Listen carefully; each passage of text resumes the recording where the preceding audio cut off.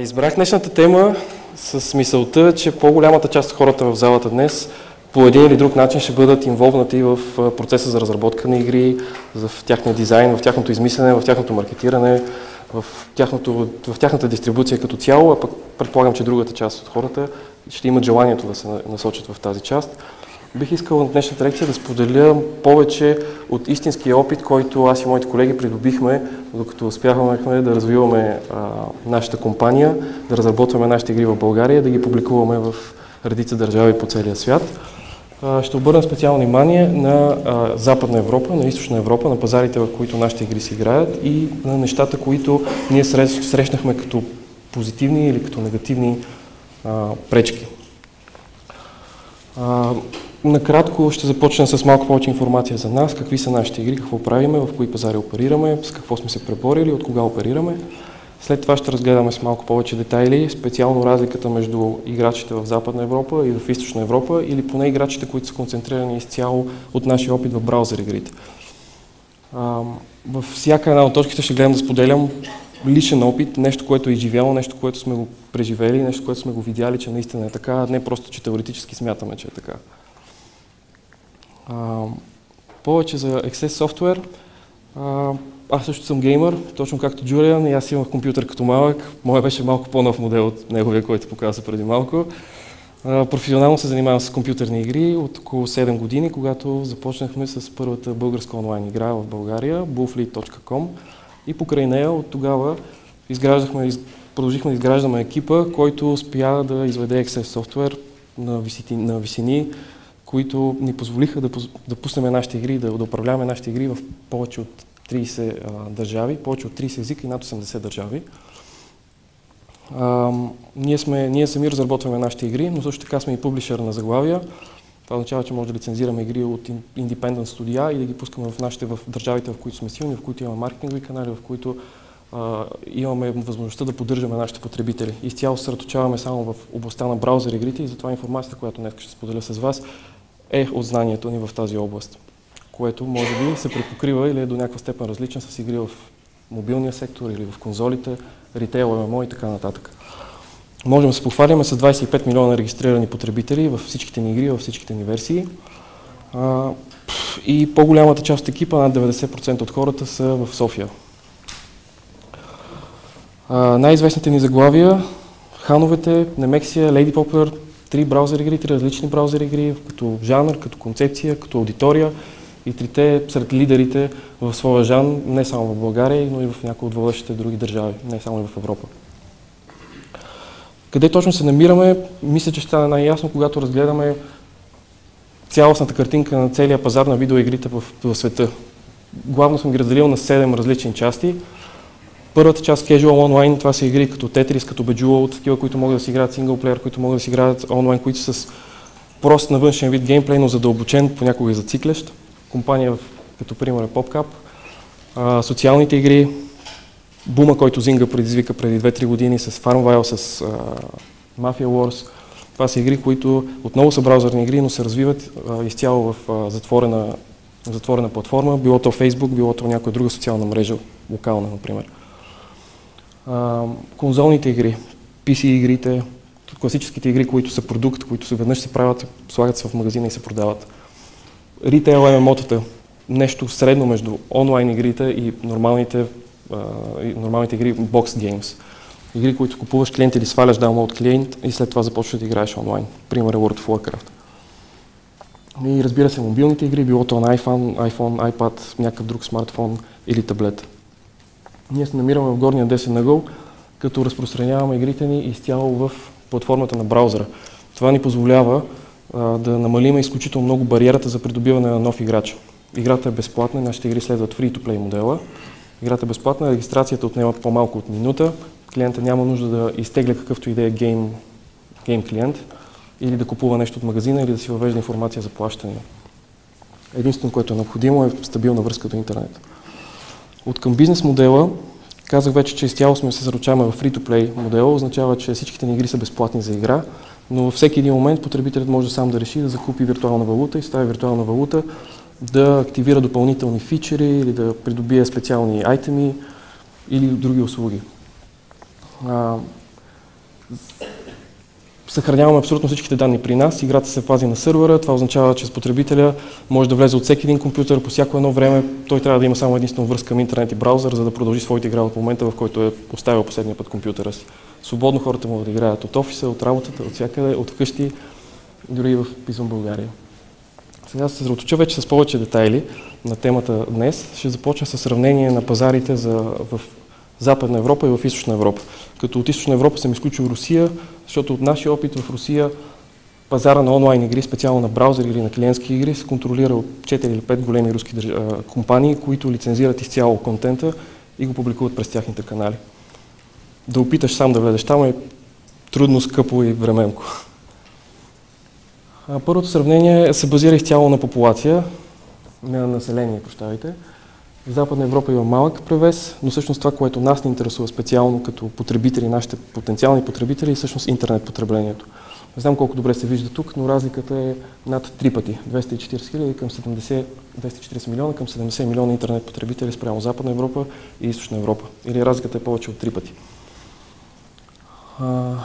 Това са последните данни, които успях да намеря за топ 10 интернет държавите в Европа и тяхното интернет потребление.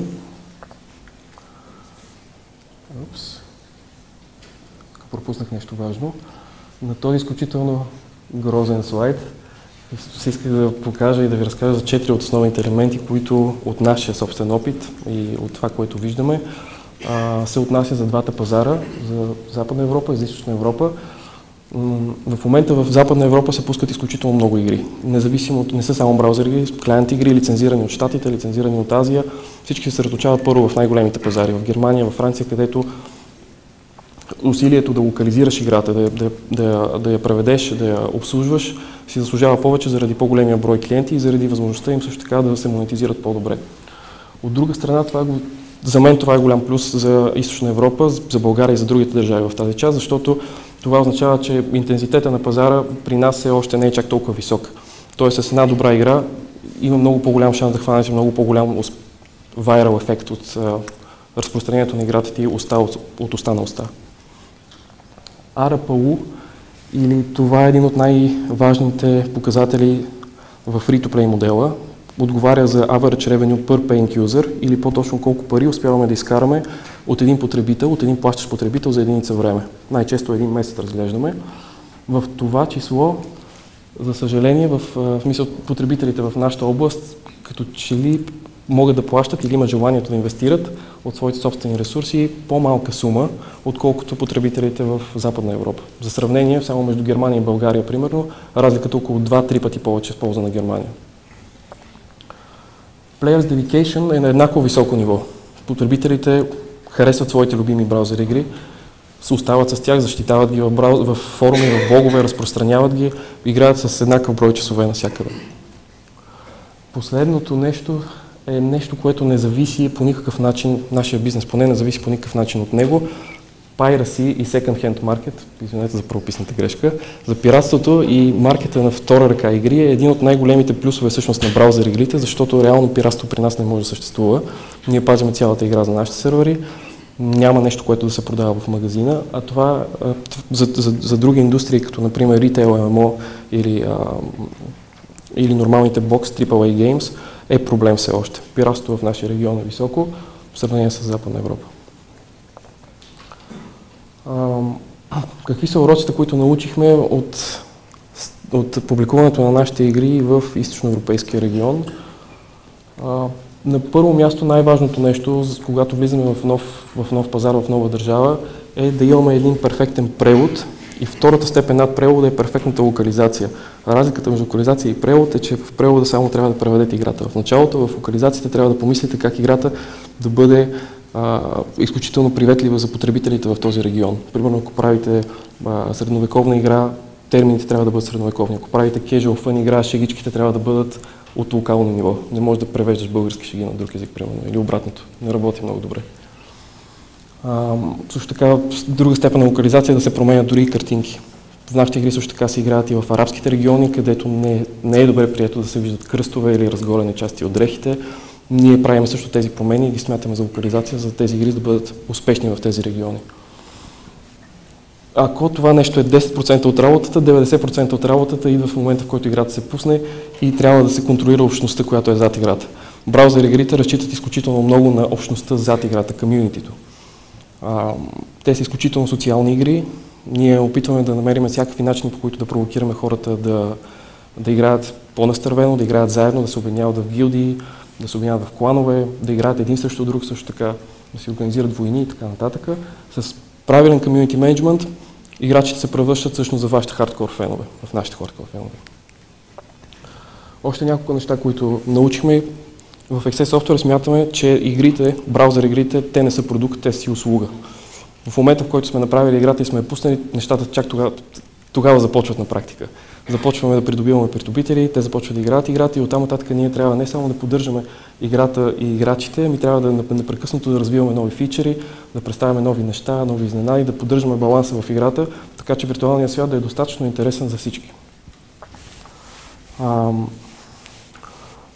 На точката, която ви разказах преди малко от към локализация, мога да ви дам също така един много пресен пример за една игра, която нашата фирма лицензира от френски производител и пусна преди 2 месеца в България. Sofia Wars е заглавието и представлява една смешна игра представлява битка между софиянци и провинциалисти.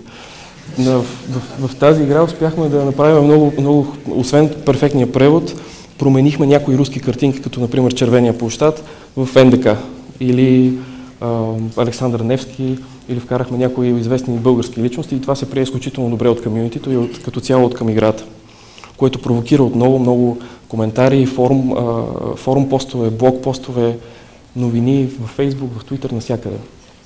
Отново начин за разпространение на играта. Много е важно хората, които управляват играта в даден пазар, да са, освен с перфектни знания в езика, също така да са геймери, да се радват на игрите, да имат пешен за игрите. Това е едно от нещата, които ние опитваме да изградим в нашия екип от към комюнити менеджерите, които развиват нашите игри в различните пазари. На последно място, също така като съвет, в подобен род игри, промоциите и ивентите на локално ниво са нещо също така много важно. И наистина вие разбрахме от нашия опит, че е много трудно да се прави кастоматизирани промоции или ивенти за всяка една от различните държави, за всяка една от различните игри в всяка една от различните държави.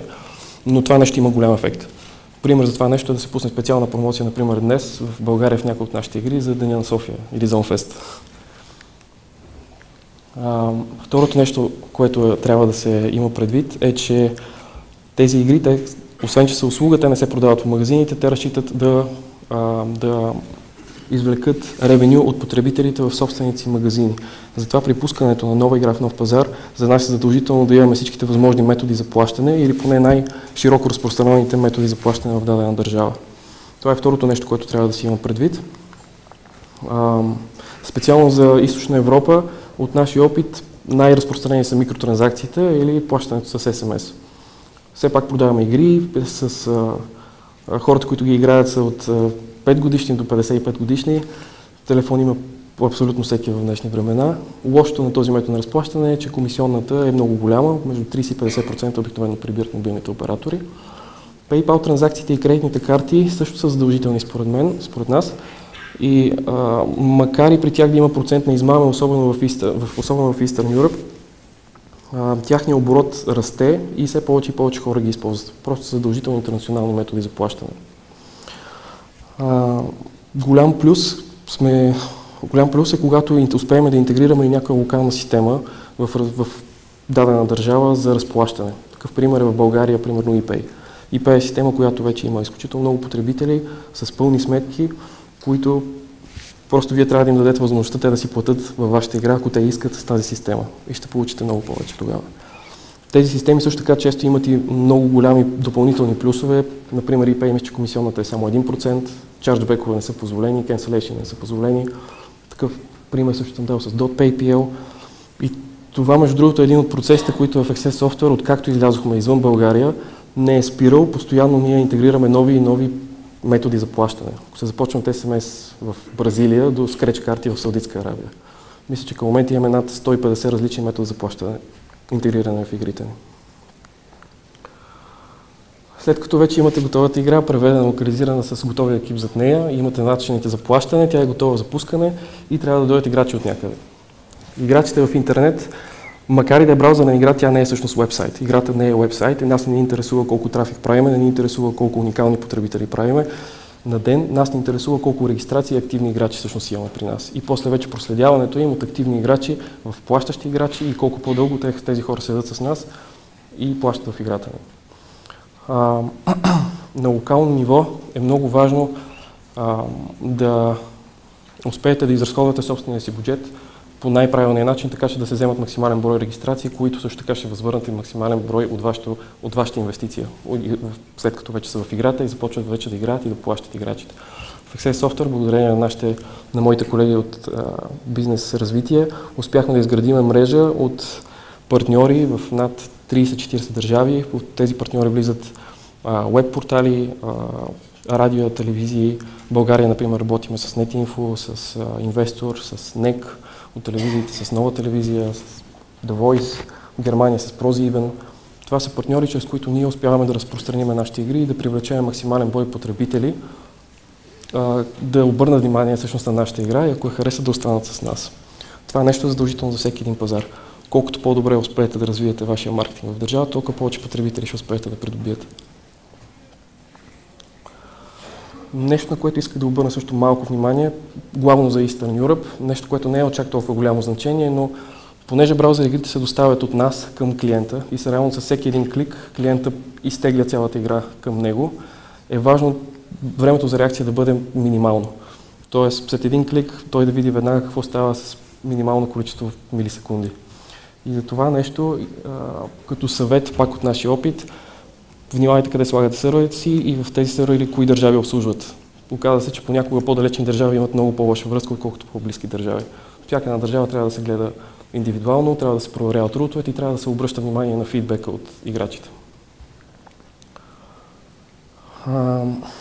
Допълнително исках да споделя с няколко факти за самите играчи и за тяхния behavior от това, което сме видяли в различните игри, в различните ни жанрове. Не само мъже, жени от различни възрастови групи.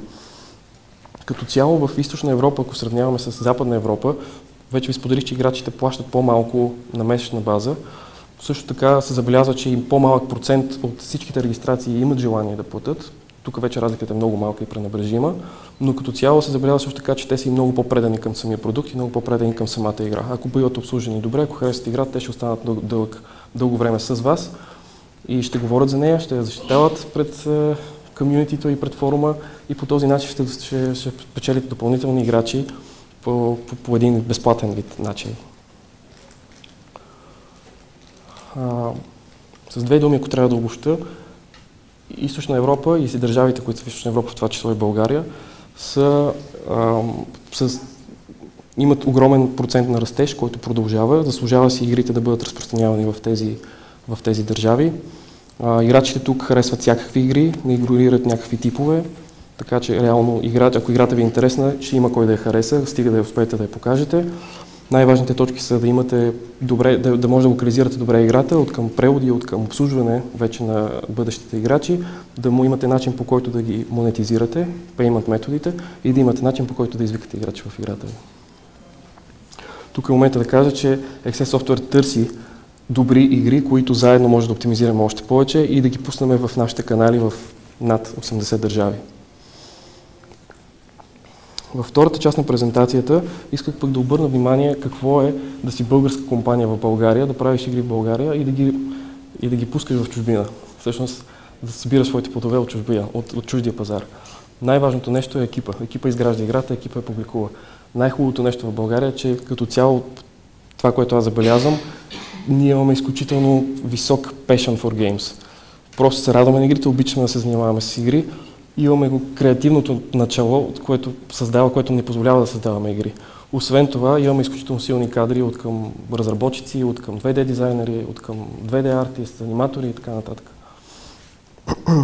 Лошото нещо е, че с развитието на технологиите става все по-трудно да се открият силни и качествени разработчици. Отново споделям от собствения ни опит.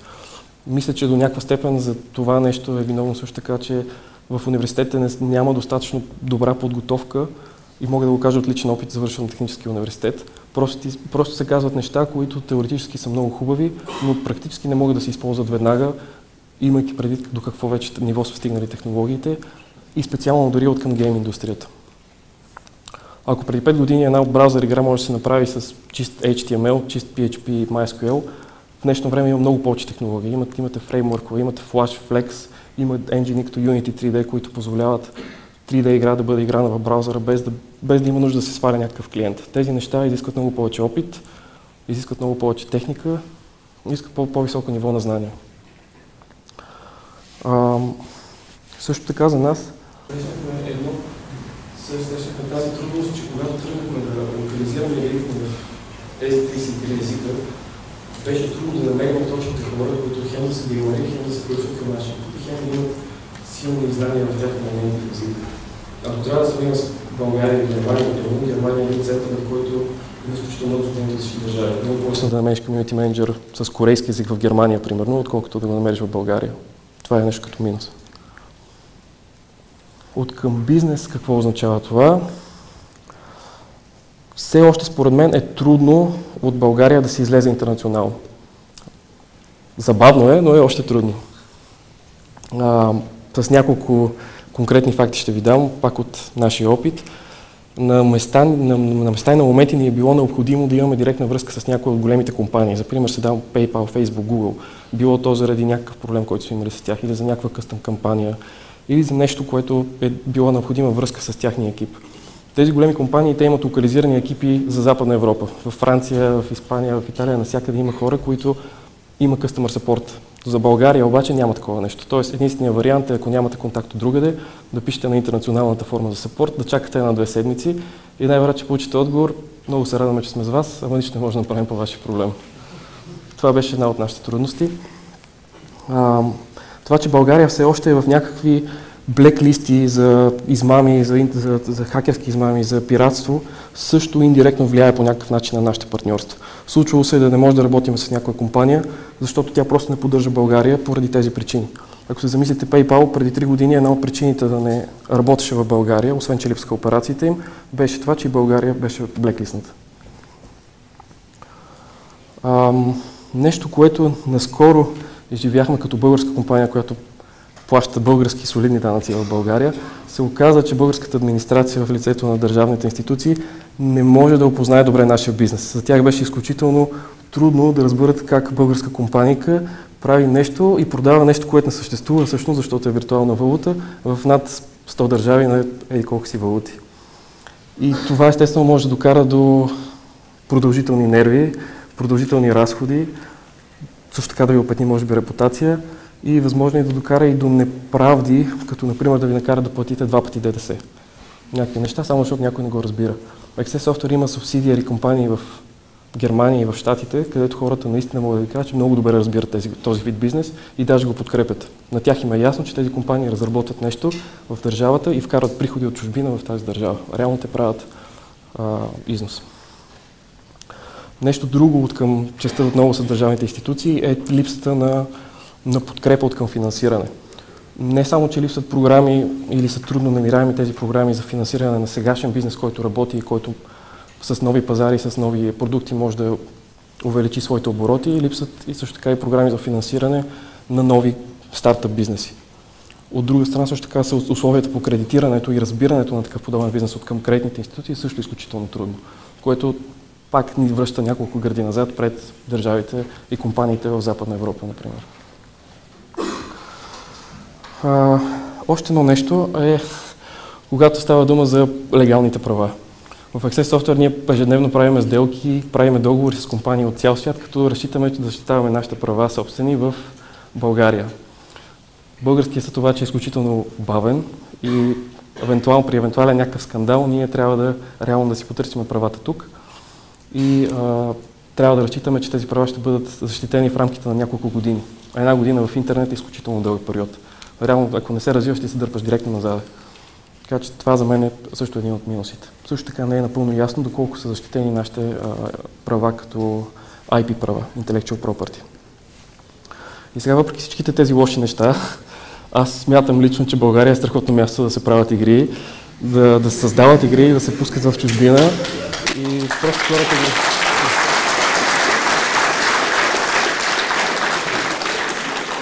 Благодаря ви. Надявах се, просто исках да извадя тези негативни неща от наистина отлични ми опити, да ви кажа, да, аз го преживях. Възможно е някой от вас да са имали същия този опит и просто да си потвърдят думите. Възможно е на следващия ден да срещнете такъв проблем пред вас и взимайки решение да се сетите за това нещо, тогава лично ще се радвам, че не само може би лекцията е била интересна, но също така и полезна. Благодаря ви много за търпението, надявам се, че беше интересно за вас. С удоволствие ще отговоря на всякакви въпроси, каквито може да имате. Да. Аз искам да ви питам, много ми е интересно дали може да споделите няколко цифри за conversion rate, примерно от играчите, които посещават сайта ви, колко от тях се регистрират, колко от тях стават постоянни играчи, но без да плащат, да речем, и колко от тях стават играчи, които плащат. Мога да ви кажа, че принципно от държава и игра данните са абсолютно различни. В една държава една игра се представя по един начин, в друга държава една игра се представя по друг начин. За да ви кажа нещо конкретно, принципно правилото на 10 в браузър игрите важи и за нас. От всеки 10 клика дошли на нашия сайт, взимаме една регистрация. От всеки 10 регистрации взимаме един активен потребител, който започва да играе активно с нас. И всеки 10 активни потребителя взимаме един плащащ играч, който всъщност трябва да достигне revenue breakpoint на останалите 99, които не плащат. Значи говорим за 10%. 10%. По-скоро към... Да, точно така. От 100 регистрация една по-скоро ще плати. Но зависи колко също така дълго време този играч играе с вас и на месец каква сума успявате да изкарате от него, следвайки free-to-play модела. Само за може да бъдат въпросите ги задайте при какво, защото отзад не се чуват въпросите, отговора няма лойка, като няма. Да. Мислите ли, че тези conversion райтове в Западна Европа са по-високи, отколкото в Източна?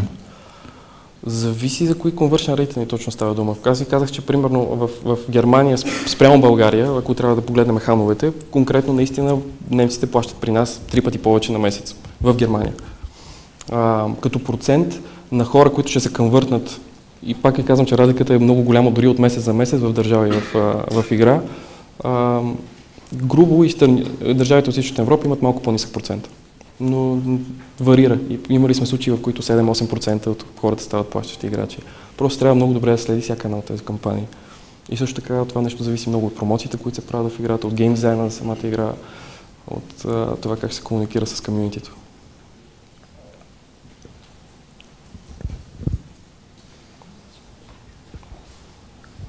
Освен игри, други апове продавате ли и как са нещата при тях? Не те разбрах. Някакви други апликации продавате ли, освен игри, през маркетинг канала ви и как са нещата при тях? Всъщност ние изцяло се концентрираме в браузъра онлайн игрите, като те са главно всичко, което можеш да играеш в браузъра, без да сваляш клиент. В момента ние също разработваме нови игри под Unity 3D, старайки се да пуснем 3D игра, която може да играеш отново в браузъра, но всичките ни продукти се базират на free-to-play модел. Всички са безплатни за регистрация, всички са безплатни за игра и в даден момент можеш да си купуваш допълнителна виртуална валута. Няма нещо, което да го купуваш директно и да продължаваш да си го играеш до живота, примерно. Нашите игри са услуга.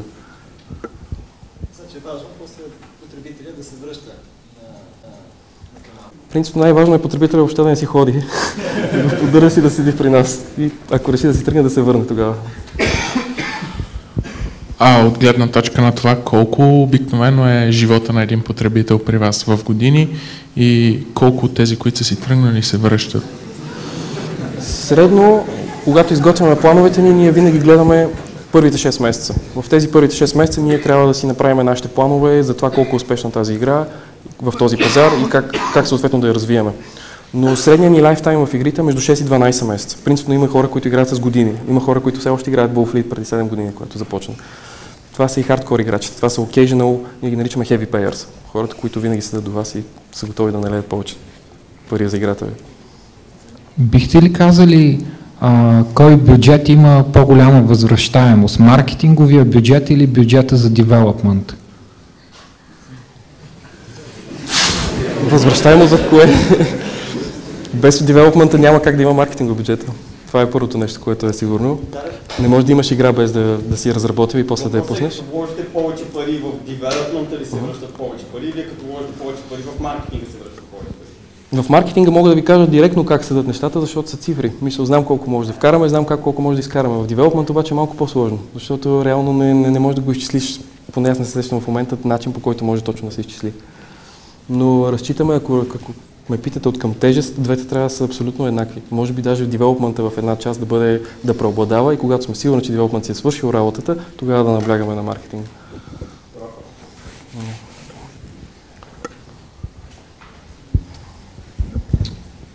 Планирате ли развитие в мобилния сектор? Да. Всъщност новата игра, която разработваме чрез Unity 3D Engine, ще ни позволи да пуснем браузър игра, пак казвам, която не се сваля, но също така тази браузър игра ще опитаме да направим да може да се играе и на iPad, и на iPhone, и на Android. Това е нещо, което Unity 3D го поддържа, дори да бъде интегрирана и в Facebook като система. За нас бъдещето на тези игри, специално за мен, е крос-платформ от всякъде. Просто нещо, което може да го играеш на всичко възможно до тебе. Мобилният телефон докато няма, в работата на компютъра, в къщи на компютъра, в таблета докато си лежиш, навсякъде, колкото може повече. В следващите ни игри пък правим с такива. Здравейте, искам да попитам един по-така страничен въпрос. Знам, че сте завършили немската гимназия, искам да попитам каква воля и каква страст се изисква да мога да създадеш една компания от 4 човека до 130, доколкото знам, сега сте на 25 години. Така че това е един голям, така да се каже, achievement, който е интересно да чуя.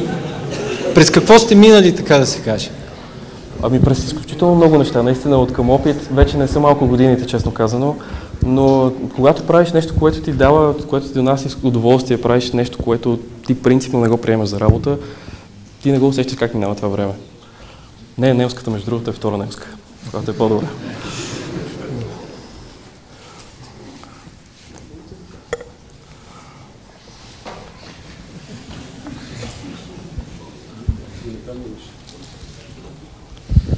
Втория ми въпрос е малко по-технически относно Unity Engine. Аз, макар и ограничен си познания, съм малко запознат с него. Интересно ми беше, в бъдеще ще го интегрирате ли в сегашните си заглавия?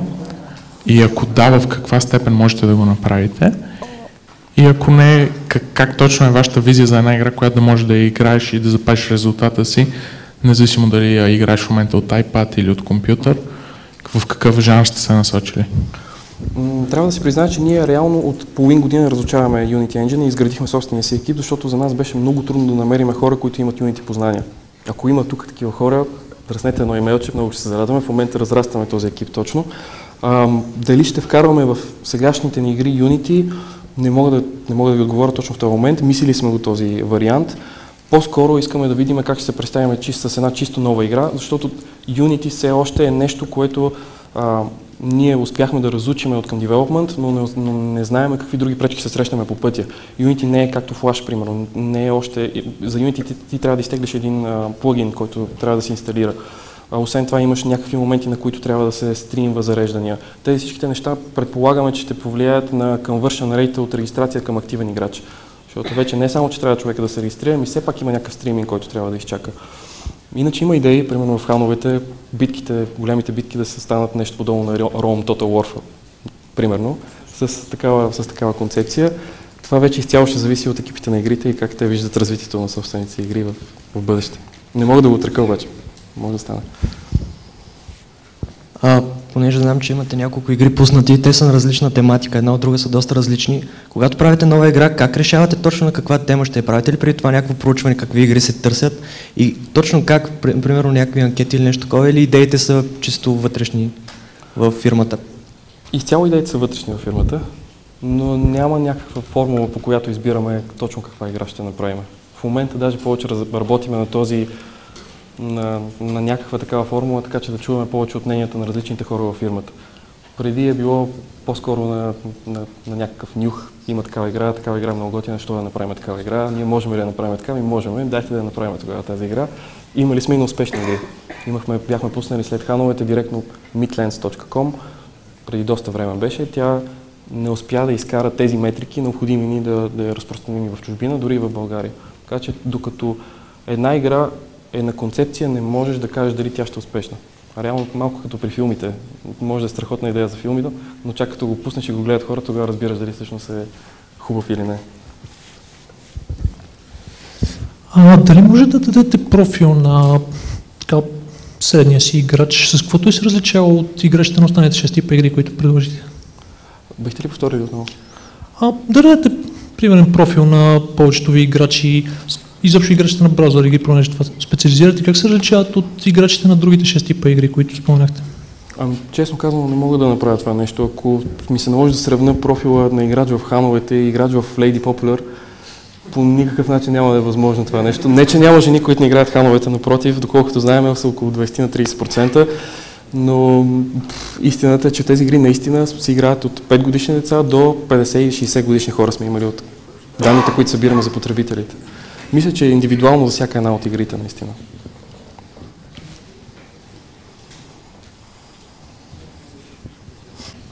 Добре, благодаря ви много.